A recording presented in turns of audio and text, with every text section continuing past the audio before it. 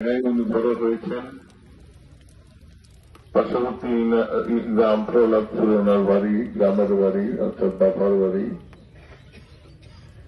উনি এখানে এসেছেন বিবাহ সূত্রে। আমি আপনাদের কাছে অনুরোধ করব, যদি চলার পথে হাঁটার পথে পারিবারিক জীবনে যদি উনি কোনো ভুল ত্রুটি করে থাকে, তাহলে আল্লাহর কাছে ওনার সন্তান হিসেবে আপনাদের কাছে ক্ষমা চাই।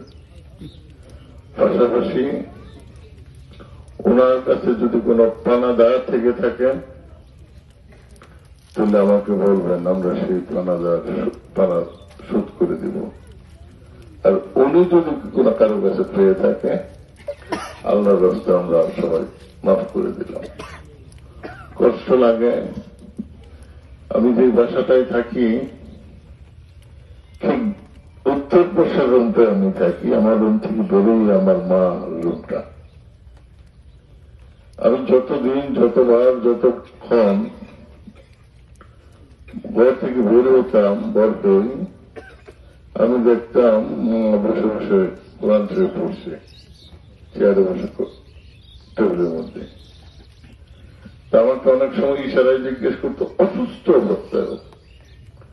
আবার জিজ্ঞেস কোথায় যাও? আমি বলতাম ঢাকায় যাই, শ্রীপুরে যাই, বিভিন্ন কাজে যাচ্ছি। আমি কাছে গেলে, এটা কিন্তু ডেইলি, এটা কোন ইয়ে ছিল না। কাছে গেলে উনি সূরা পড়ে আমার মাথায় ফু দিয়ে দিতেন আর বলতেন যে তুমি এই দোয়াটা পড়বা সবসময়। আরেকটি অভাবনীয় ছিল, অসুস্থ থাকা অবস্থায়ও আমি যে শ্রীপুর যাইতাম, অনেক সময় আমার ছোট ভাই সাখাওয়াত আমার সাথে যায়, মা কোনদিন আমাকে ফোন দেয় না, কোনদিন আমাকে ফোন দিত না। সাখাওয়াতকে 5 বার, 6 বার, 7 বার ফোন দিত। তুই কই,